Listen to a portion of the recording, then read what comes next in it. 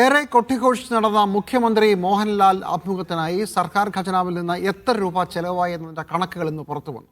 11,21,000 രൂപയാണ് ഒരു മണിക്കൂർ നേരത്തെ ഇൻ്റർവ്യൂവിന് ചെലവായത്.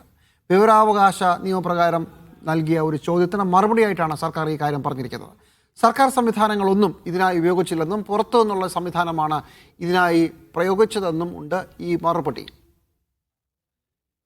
കണ്ടും മിണ്ടിയും ഇരുവർ എന്ന പേരിലായിരുന്നു തെരഞ്ഞെടുപ്പിന് തൊട്ടുമുമ്പ് മുഖ്യമന്ത്രിയുമായുള്ള മോഹൻലാലിൻ്റെ അഭിമുഖ പരിപാടി. ലക്ഷ്യം തെരഞ്ഞെടുപ്പിന് മുമ്പുള്ള മുഖമിനുക്കൽ.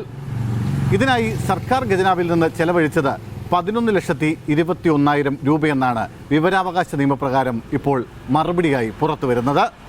TK രാജീവ് കുമാർ എന്ന പ്രശസ്ത സംവിധായകനായിരുന്നു ഈ അഭിമുഖ പരിപാടിയുടെ സംവിധായകൻ.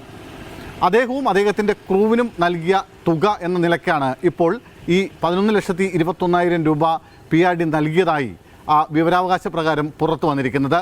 അതിൽ എത്ര രൂപ എത്ര ആൾക്ക് എന്ന തരത്തിൽ കൃത്യമായി വിഭജിക്കപ്പെട്ടിട്ടുള്ള ഒരു തുക അതിൽ ലഭ്യമല്ല.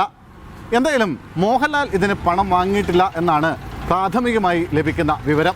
അങ്ങനെയാണെങ്കിൽ ഈ ചിലവ് തുക അതിലും വർദ്ധിച്ചേനെ. 2-3 ക്യാമറയും ലൈറ്റുകളും ഉപയോഗിച്ച് PRD വഴി ചിത്രീകരിക്കാമിരുന്ന ഒരു അഭിമുഖം വലിയ തുക കൊടുത്ത് പുറത്ത് ഒരു ഏജൻസിയെ കൊണ്ട് ചെയ്യിപ്പിച്ചതിൽ വലിയ അഴിമതിയുണ്ടെന്നും ആ പണം മുഖ്യമന്ത്രിയിൽ നിന്ന് തിരിച്ചു പിടിക്കണമെന്നുമാണ് പ്രതിപക്ഷ നേതാവ് VD സതീശന്റെ ആവശ്യം. തെരഞ്ഞെടുപ്പ് പ്രചരണത്തിന്റെ ഭാഗമായി എല്ലാവരും ഇഷ്ടപ്പെടുന്ന നടനുമായി ചർച്ച ചെയ്യാനുള്ള അവകാശമുണ്ടെന്നാണ് പറഞ്ഞത്. ഞങ്ങളുടെ ചെലവിൽ വേണ്ട, നാട്ടുകാരുടെ ചെലവിൽ അത് ചെയ്തത് വളരെ മോശമായിപ്പോയി. ആ പൈസ പിണറായി വിജയൻ ഖജനാവിലേക്ക് തിരിച്ചടക്കണമെന്നാണ് എൻ്റെ അഭ്യർത്ഥന. സർക്കാരിന്റെ വികസന പ്രവർത്തനങ്ങൾ വിശദീകരിക്കാനായി സംസ്ഥാനത്തിന്റെ വിവിധ ഭാഗങ്ങളിലെ വഴിയരികളിൽ വലിയ ഫ്ലെക്സ് ബോർഡുകൾ സ്ഥാപിച്ചിട്ടുണ്ട്. ഈ ഫ്ലെക്സ് ബോർഡുകൾ ഇപ്പോൾ LDFന്റെ പരസ്യ സ്ഥലമായി മാറിയെന്നും പ്രതിപക്ഷ നേതാവ് ആരോപിക്കുന്നു.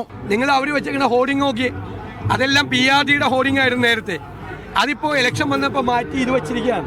മോഹൻലാലുമായി മാത്രമല്ല മുഖ്യമന്ത്രി തെരഞ്ഞെടുപ്പിന് മുമ്പ് അഭിമുഖ പരിപാടി നടത്തിയത്. പുറത്തു വന്നതും പുറത്തു വരാത്തതുമായ നിരവധി അഭിമുഖങ്ങളുണ്ട്. മാത്രമല്ല മറ്റ് പല PR പണികളും ഈ തെരഞ്ഞെടുപ്പ് മുന്നിൽ കണ്ടുകൊണ്ട് സർക്കാർ മുഖ്യമന്ത്രിക്ക് വേണ്ടി ചെയ്തിട്ടുമുണ്ട്.